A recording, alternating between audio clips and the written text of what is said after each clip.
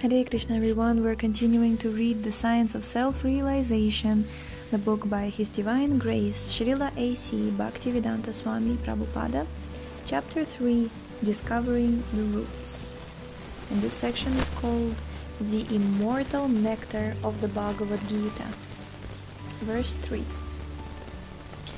I salute thee, O Krishna, O thou who art the refuge of ocean-born Lakshmi and all who take refuge at thy lotus feet. Thou art indeed the wish-fulfilling tree for thy devotee. Thy one hand holds a staff for driving cows, and thy other hand is raised, the thumb touching the tip of thy forefinger, indicating divine knowledge. Salutations to thee, O Supreme Lord, for thou art the milker of the ambrosia of the Gita.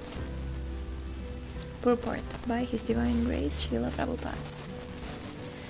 Shripad Shankaracharya explicitly says, quote, "You fools just worship Govinda and that Bhagavad Gita spoken by Narayana himself," unquote. Yet foolish people still conduct their research work to find out Narayana. Consequently, they are wretched and they waste their time for nothing. Narayana is never wretched nor daridra. Rather, he is worshipped by the goddess of fortune, Lakshmi, as well as by all living entities. Sankara declared himself to be, in quotes, Brahman, but he admits Narayana or Krishna to be the Supreme Personality, who is beyond the material creation. He offers his respects to Krishna as the Supreme Brahman or Para-Brahman, because he, Krishna, is worshipable by everyone. Only the fools and enemies of Krishna who cannot understand what the Bhagavad Gita is, in brackets, though they make commentaries on it, say, it is not the personal Krishna to whom we have to surrender ourselves utterly, but the unborn, beginningless, eternal, who speaks through Krishna. Fools rush in where angels fear to tread, whereas Shankara, the greatest of the impersonalists, offers his due respects to Krishna and his book, the Bhagavad Gita. The foolish say, we need not surrender to the personal Krishna. Such unenlightened people do not know that Krishna is absolute and that there is no difference between his inside and outside.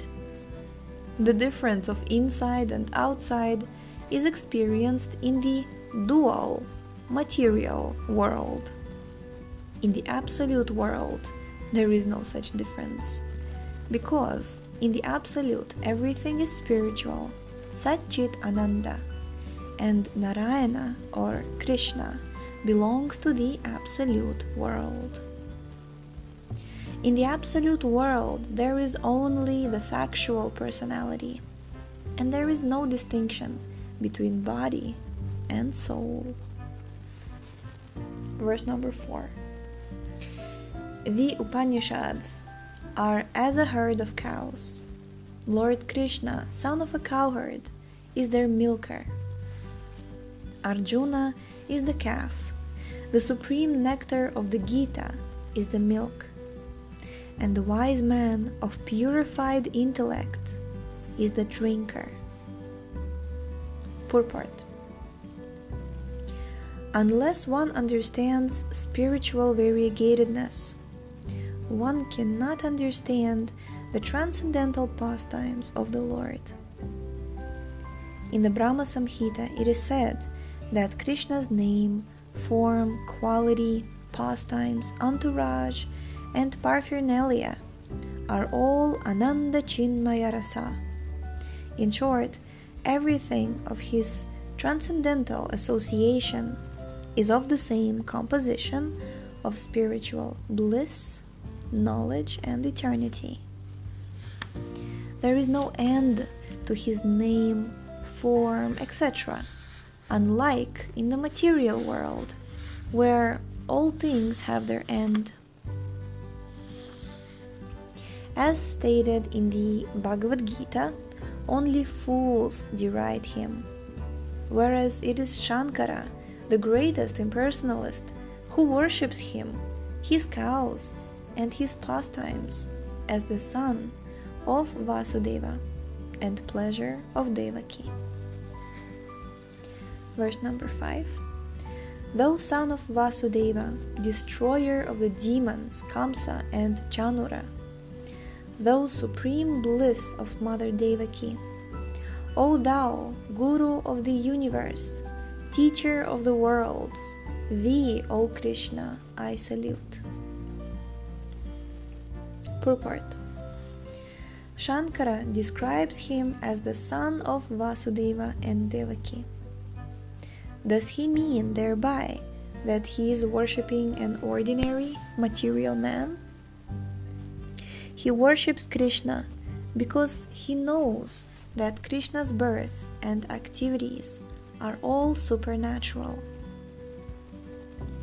As stated in the Bhagavad Gita 4.9, Krishna's birth and activities are mysterious and transcendental, and therefore only the devotees of Krishna can know them perfectly.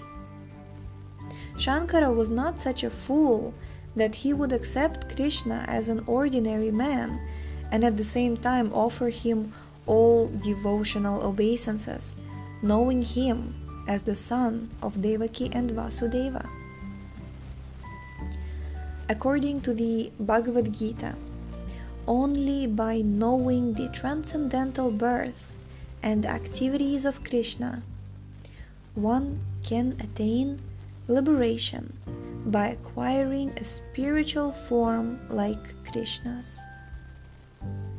There are 5 different kinds of liberation. One who merges into the spiritual auras of Krishna, known as the impersonal Brahman effulgence, does not fully develop his spiritual body. But one who fully develops his spiritual existence becomes an associate of Narayana or Krishna in different spiritual abodes. Different spiritual abodes.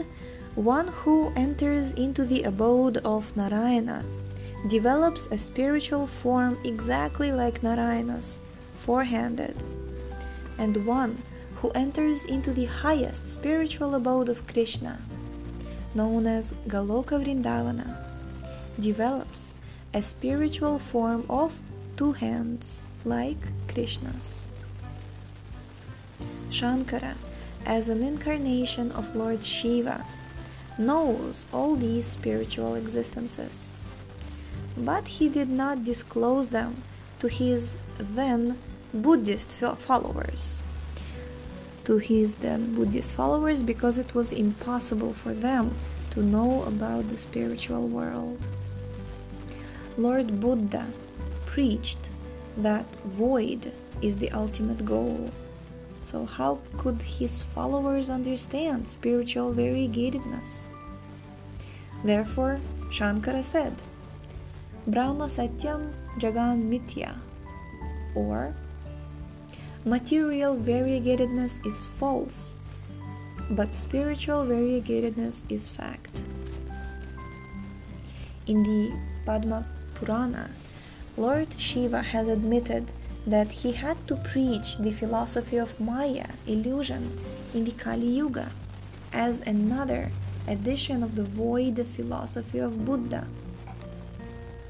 He had to do this by the order of the Lord for specific reasons. He disclosed his real mind, however, by recommending that people worship Krishna. Therefore, no one can be saved simply by mental speculations, composed of word jugglery and grammatical maneuvers. Shankara further instructs, Bhaja Govindam, Bhaja Govindam, Bhaja Govindam Mudhamate, Samprapte Sannihite Kale, Nahi Nahi Rakshati Dukrin Karane. Quote, you intellectual fools, just worship Govinda, just worship Govinda, just worship Govinda. Your grammatical knowledge and word jugglery will not save you at the time of death. Unquote. Verse number 6.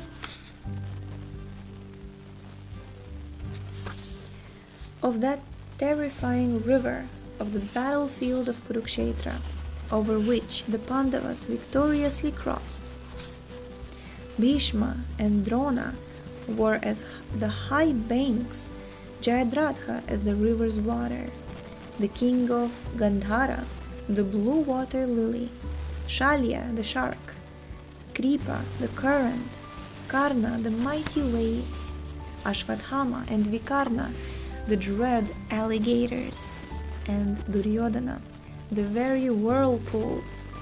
But thou, O Krishna, wast the ferryman. Verse 7. May the spotless lotus of the Mahabharata that grows on the waters of the words of Vyasa, and of which the Bhagavad Gita is the irresistibly sweet fragrance, and its tales of heroes the full-blown petals, fully opened by the talk of Lord Hari, who destroys the sins of Kali Yuga, and on which daily light the nectar-seeking souls, as so many bees swarming joyously. May this lotus of the Mahabharata bestow on us the highest good. And verse 8. Salutations to Lord Krishna, the embodiment of supreme bliss, by whose grace and compassion the dumb become eloquent, and the lame scale mountains. Him I salute. Purport. Foolish followers of foolish speculators cannot understand the meaning of offering salutations to Lord Krishna, the embodiment of bliss. Shankara himself offered his salutations to Lord Krishna, so that some of his intelligent followers might understand the real fact by the example set by their great master, Shankara, the incarnation of Lord Shiva. But there are many obstinate followers of Shankara who refuse to offer their salutations to Lord Krishna, and instead mislead innocent persons by injecting materialism into the Bhagavad Gita and confusing innocent readers by their commentaries. And consequently, the readers never have the opportunity to become blessed by offering salutations to Lord Krishna, the cause of all causes. The greatest disservice to humanity is to keep mankind in darkness about the science of Krishna or Krishna consciousness by distorting the sense of the Gita.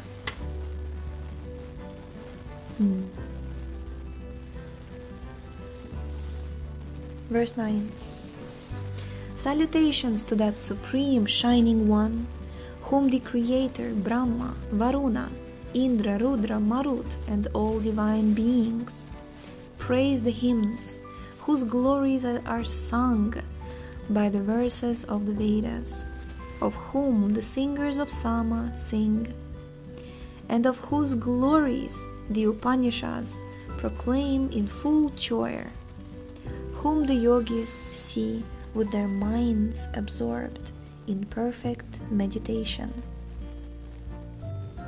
and of whom all the hosts of gods and demons know not the limitations. To him, the Supreme God, Krishna, be all salutations. Him we salute, him we salute, him we salute. Purport.